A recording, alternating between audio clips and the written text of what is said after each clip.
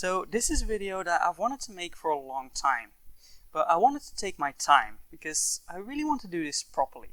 It's too important not to.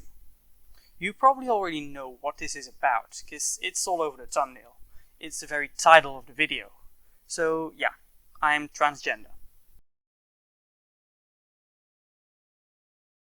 Hello there, I'm Simon. I'll get back to that.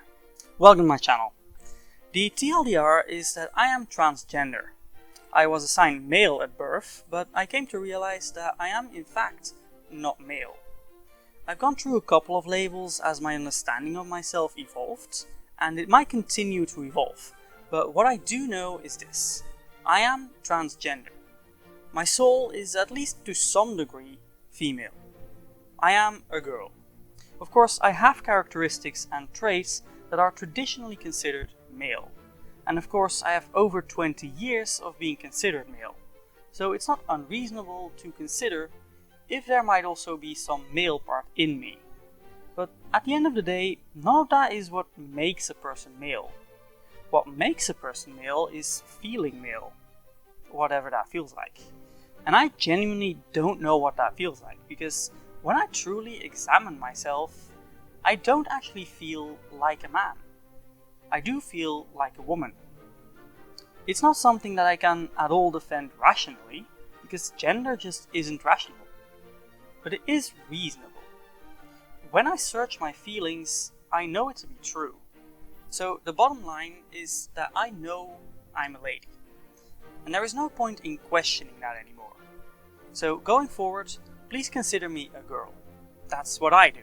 And let's be honest, I know me better than anyone. So my pronouns are now she, her.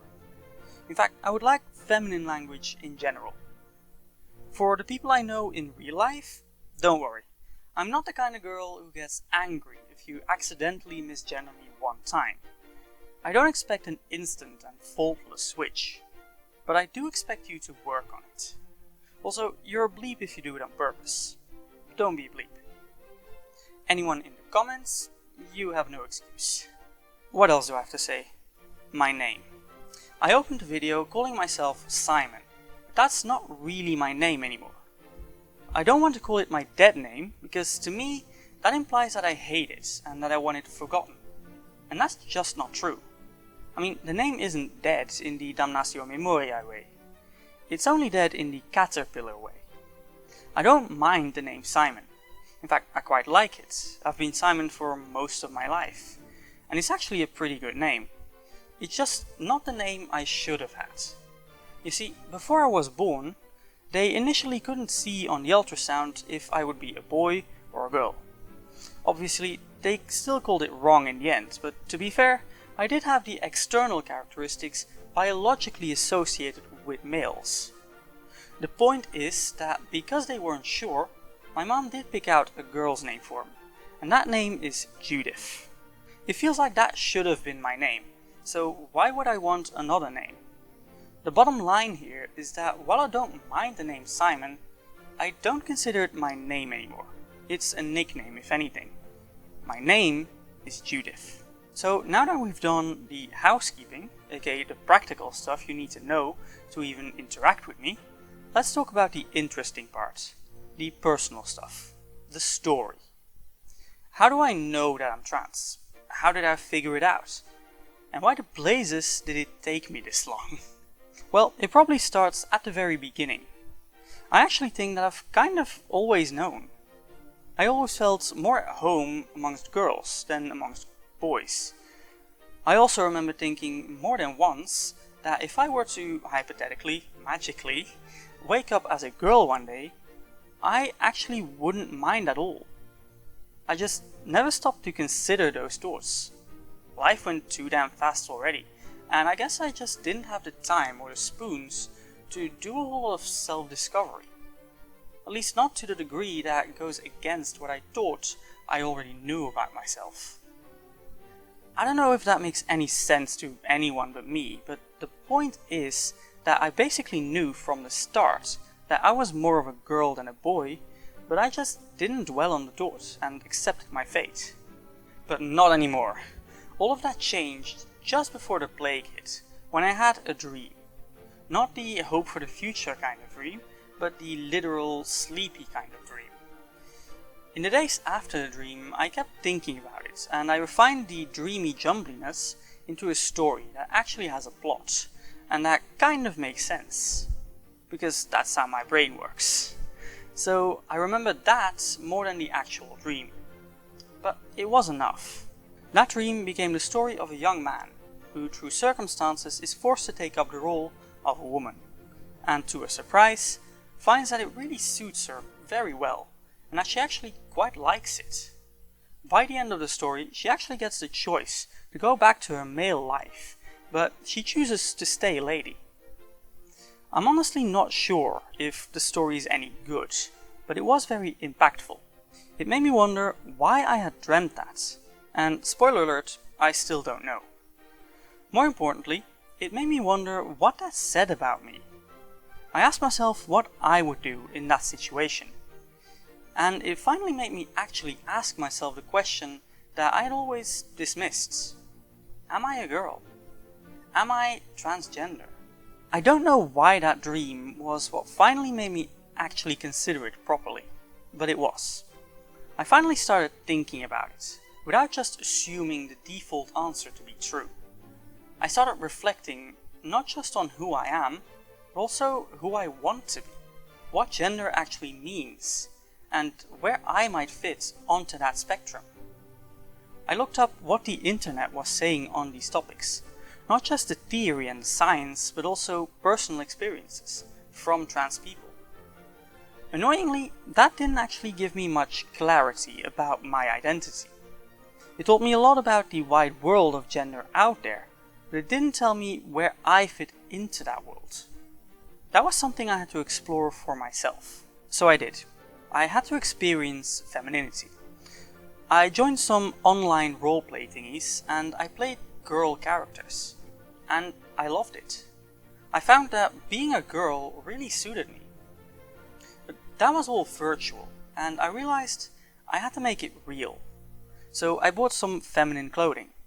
And as soon as I put it on, something in my soul clicked. Like, it just felt right. I don't believe in determinism, but it felt like that was how it was meant to be. It felt correct. You may have heard of the term gender dysphoria, which is essentially feeling unhappy and uncomfortable with the life you've been dealt. It's knowing that there is something fundamentally incorrect about your life, without necessarily even knowing what. There's also a theory in philosophy by Heraclitus known as the unity of opposites. I know it seems unrelated, but I promise there's a point. Essentially, it means that you can't know a thing without knowing its opposite. For example, you can't know what peace is without knowing what war is. The point is that it's only after experiencing that gender euphoria that I started feeling dysphoria. Living as a boy never really made me unhappy before, but living as a girl does really make me happy. And in the light of that realization, I did start to feel dysphoria about being a boy. So at that point I knew that I was definitely, at least in part, a girl. I kept reflecting on myself and absorbing trans and queer content. I looked more into the actual landscape of gender, like the different terms and flags out there to represent different identities. And I realized that these aren't just a bunch of new boxes you can fit into. They're just labels to put onto your own unique experience. They certainly don't prescribe anything. They only describe possible identities that you may or may not resonate with. And if you don't find any that you resonate with, you can always make up your own. Which is scary in a way, but it's also very freeing. At first I thought I might be gender fluid. I think that has a lot to do with not wanting to commit entirely to something that I might regret. Like, I was afraid that I might commit confirmation bias, and in looking for evidence that I'm a girl, I would overlook the evidence of the boy in me. Then I came across the term demigirl, and it really resonated with me. I felt that I still wasn't sure if I was entirely a girl, or what else I might be, but I did know that I was definitely a girl. So it felt right to call myself a demigirl, because that's basically what a demigirl is. I was content with that. I still am. The term still fits me, but I found out there is a term that seems to fit better. I came across the term gender flux. As I understand it, gender flux means that your gender fluctuates, not in what the actual gender is, like gender fluid, but in how intense the gender is.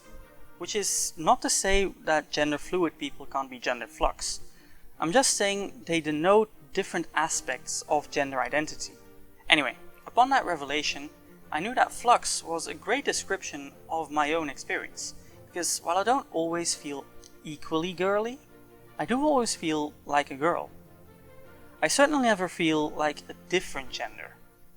So yeah, I'm a demigirl, but more importantly, I'm girl flux. And that's kinda where I'm at now. I have clarity in my gender, and at this point I really just want to be open about it. I found myself now, and I don't want to hide her anymore. In fact, boy moding, aka pretending to be a boy, feels more and more like living a lie. And I just don't want to do that anymore. I also found that there's not really any reason for it. So I started coming out to people, living my girly life. And this video is an important part in that. A big reason for making this video is that now everyone knows. And if it turns out that they don't, I don't have to awkwardly do that whole story again. I can just send them this video, which is also scary, but I do feel it's necessary. So far, I haven't really had any negative reactions yet. Of course, now that the truth is out on the internet, I'm sure I'll get some hate. I really don't want to be negative or defensive here, because this is all a positive thing, and I don't have to defend myself for being transgender. That being said, I know that there are plenty of people who like hating on people like me, and question our identity and our human rights and all that. If you're one of those people, and you feel tempted to let me know down below, don't bother. Because my identity and my value is not up for debate, and your opinion on the matter is completely irrelevant. So there's no point sharing your hatred here, because I won't be listening anyway. I think that's pretty much all I can say about this for now, but I really don't want to go out on that downer. I also don't think it's very fitting to end this on the classic YouTube thing. So I'm just going to ask you to please be kind to each other. And be proud of who you are, even if you don't fully understand yourself yet. If you feel comfortable, feel free to share your own stories down below. And if you don't, I hope you can still find some joy and hope down there. And please, don't let the bullies get to you. They're not worth it. Thanks for watching, peeps.